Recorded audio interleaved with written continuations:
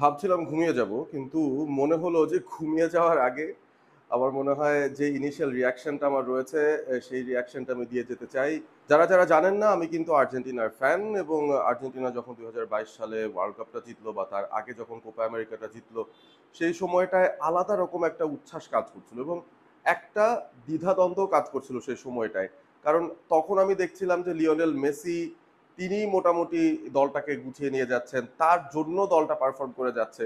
So এই আর্জেন্টিনাটা কি অনেকটা মেসি নির্ভর কিনা, সেই একটা ফিয়ারও কিন্তু আমাদের সবার মধ্যে ছিল যারা আমরা আর্জেন্টিনাকে ফলো করে যাচ্ছি।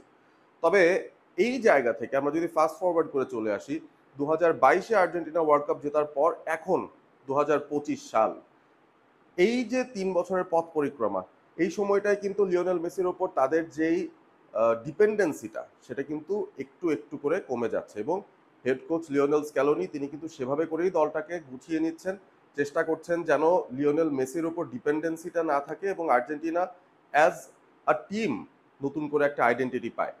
স্ক্যালোনির একটা আইডেন্টিটি রয়েছে, আমি খুব বেশি ডিটেলসে যাব না, তবে সেই আইডেন্টিটির ঝলকটা কিন্তু আজকেও আমরা দেখেছি। অবভিয়াসলি ওয়ার্ল্ড কাপের কোয়ালিফিকেশনসের ম্যাচগুলো এখনো পর্যন্ত চলছে, যদিও আর্জেন্টিনা ইতিমধ্যে কোয়ালিফাই করে গেছে, তারা কনমেবল রিজনের একদম টপ পজিশনেই রয়েছে। এবং আজকে দুটো ম্যাচ ইম্পর্টেন্ট ছিল, একটা ব্রাজিলের ম্যাচ, একটা আর্জেন্টিনার ম্যাচ। ব্রাজিলের ম্যাচটা নিয়ে ছোট করে একটু বলে যেতে চাই। ব্রাজিল তারা খেলেছিল ইকুয়েডরের সঙ্গে, এবং ইকুয়েডরের ঘরের মাটিতে তাদের ম্যাচটা ছিল। ব্রাজিল ইকুয়েডরের মধ্যে ইকুয়েডর কিন্তু আর্জেন্টিনার পরে দ্বিতীয় অবস্থানটায় রয়েছে, এবং ব্রাজিল ২২ পয়েন্ট নিয়ে নিচের দিকেই আছে।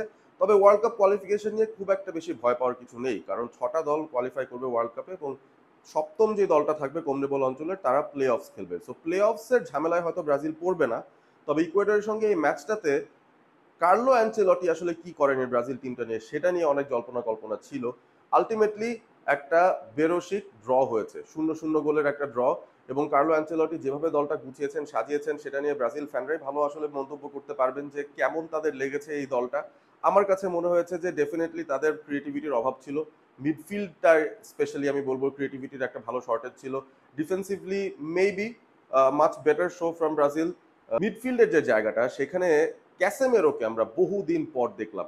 As a Man United fan আমার কাছে ভালোই লাগছিল যে ক্যাসেমেরো ম্যানচেস্টার ইউনাইটেডে ভালো কিছু পারফরমেন্স দেওয়ার পর কার্লো অ্যানচেলটির নজর কেড়েছেন, এবং অ্যানচেলটির প্রথম যে match as the new Brazil coach, সেই ম্যাচে তিনি শুরু থেকে শেষ পর্যন্ত খেলে গেছেন।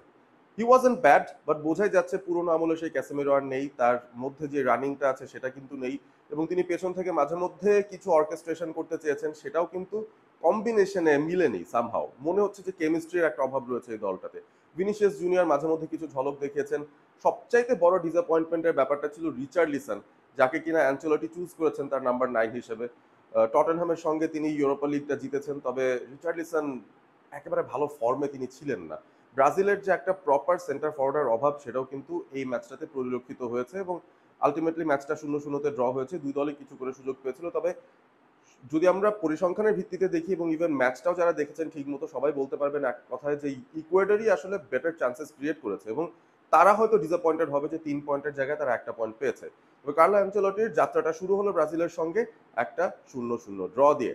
তবে সেই ম্যাচ শেষ হওয়ার সাথে সাথে আর্জেন্টিনার ম্যাচটাও শুরু হয়ে গিয়েছিল, এবং সেই দলটাতে ইনিশিয়াল লাইন আপে কিন্তু লিওনেল মেসি ছিলেন না। স্কোয়াডে তিনি আছেন, তবে শুরু তিনি করেননি।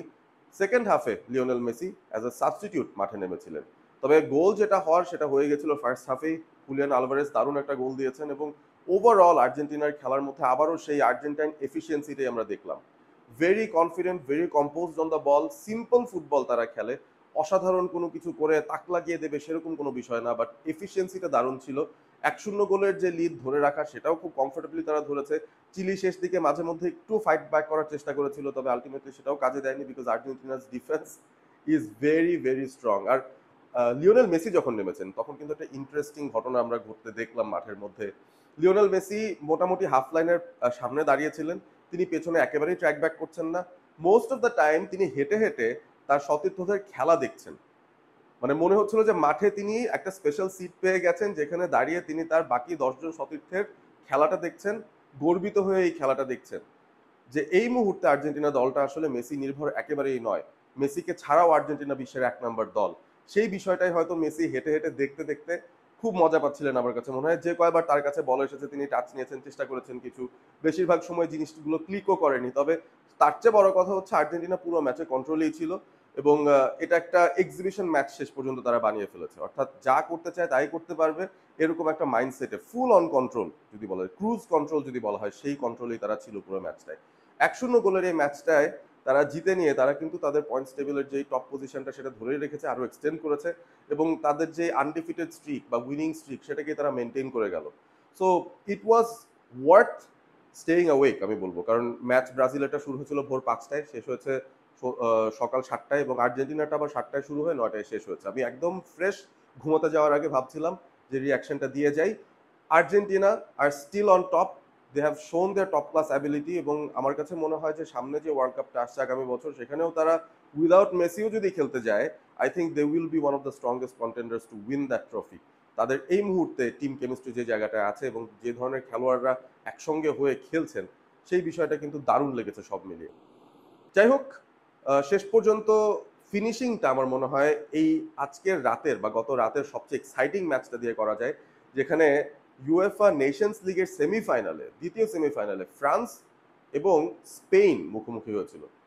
এই মুহূর্তে যদি বলতে হয় সবচেয়ে এক্সাইটিং ফুটবল কোন দলটা খেলে ন্যাশনাল টিমের মধ্যে, ডেফিনেটলি স্পেন সেই তালিকায় সবার উপরে থাকবে। সদ্যই তারা ইউরোপিয়ান চ্যাম্পিয়ন্স হয়েছে, এর আগের দুইবারের নেশন লিগ ফাইনালেও তারা গিয়েছিল এবং তার মধ্যে একবার তারা জিতেওছে। এবারও তাদের সেমিফাইনালে দ্বিতীয় লেগে ফ্রান্সের সাথে ম্যাচ ছিল এবং সেই ম্যাচটাতে ৫-৪ গোলের ব্যবধানে স্পেন ম্যাচটা জিতেছে। সব মিলিয়ে ৯টা গোল হয়েছে, সব মিলিয়ে প্রায় ৩০টার মতো শট দুটো দলের কাছ থেকে এসেছে এবং দিন শেষে আবারও লামিন ইয়ামাল সবার থেকে বেশি শাইন করে গেছেন। দুটো গোল দেওয়ার পাশাপাশি লামিন ইয়ামালের আজকের যে পারফরমেন্সটা ছিল, আমার কাছে মনে হয় যে নেশনস লিগটা যদি স্পেন জিতে যায়, সেই ক্ষেত্রে আমার মনে হয় লামিন ইয়ামালকে ফিফাস বেস্ট কিংবা ব্যালন ডিওর অ্যাওয়ার্ডটা পাওয়ার ক্ষেত্রে আর কোনো বাধা বোধহয় আর থাকবে না। ফাইনালে কিন্তু উঠে গেছে স্পেন, আলটিমেটলি ফ্রান্সের সাথে ৫-৪ গোলে জিতে ফাইনালে তারা পর্তুগালের সঙ্গে মুখোমুখি হচ্ছে।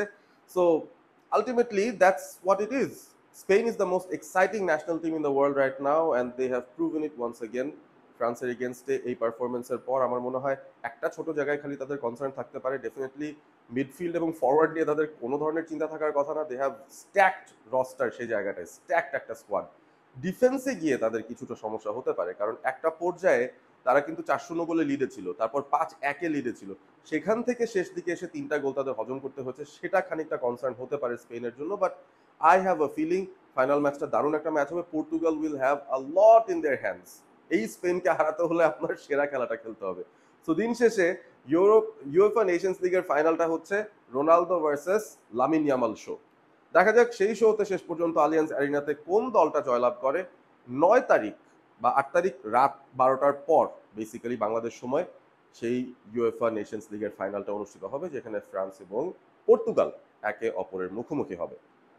আপনারা রয়েছেন অলস্পোর্ট এবিপির সঙ্গে। ভিডিওটি ভালো লেগে থাকলে লাইক করবেন, শেয়ার করবেন, সাবস্ক্রাইব করবেন চ্যানেলটি। ভালো থাকবেন সবাই।